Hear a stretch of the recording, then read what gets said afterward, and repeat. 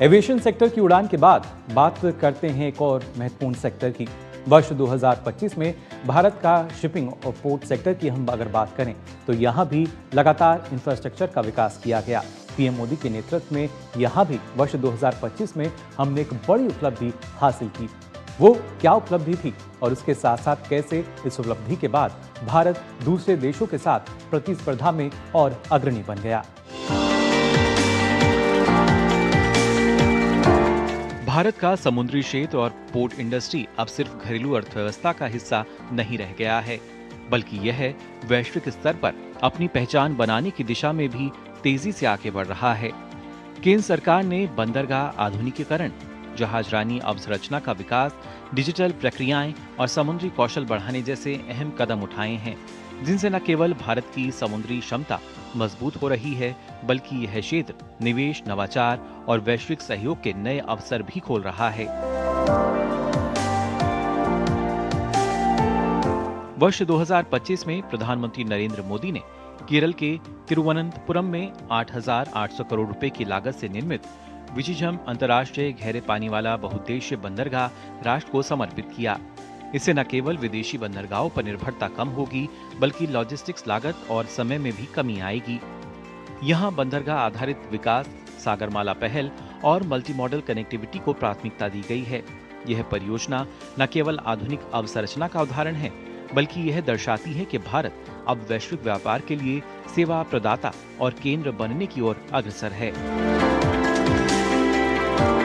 गुजरात के दीनदयाल बंदरगाह और रॉटरडैम बंदरगाह के बीच सहयोग से हरित हाइड्रोजन और हरित अमोनिया के भंडारण, संचालन और भेजने की अत्याधुनिक सुविधाएं बनाई जा रही हैं।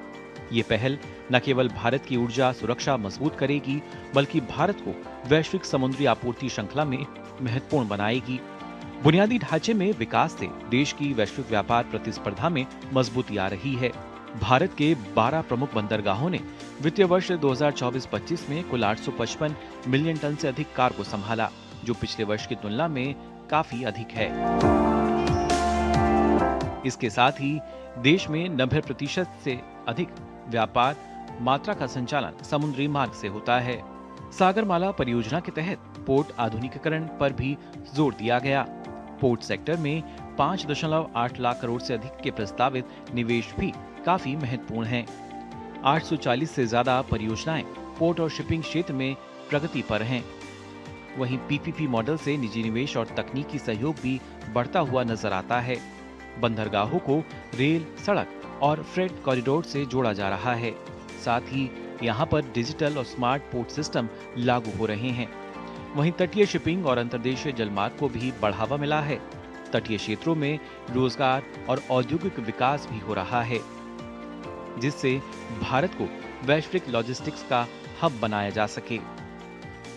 भारत ने नॉर्वे, नीदरलैंड, डेनमार्क, इटली, दक्षिण कोरिया के साथ सिंगापुर, जापान, सऊदी अरब, श्रीलंका, म्यांमार और ओमान जैसे कई देशों के साथ द्विपक्षीय बैठकें और समझौते किए हैं, ताकि समुद्री क्षेत्र में सहयोग के नए रास्ते खुल सकें।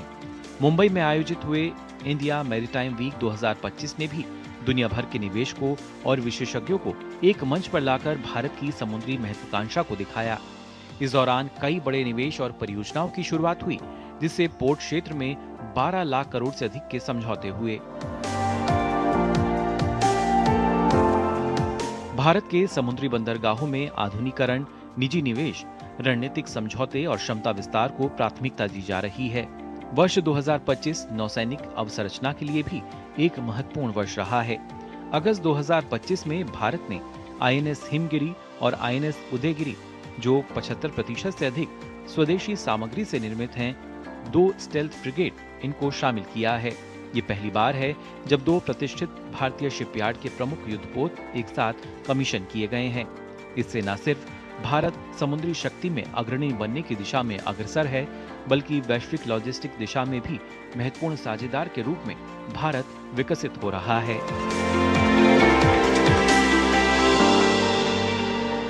वर्ष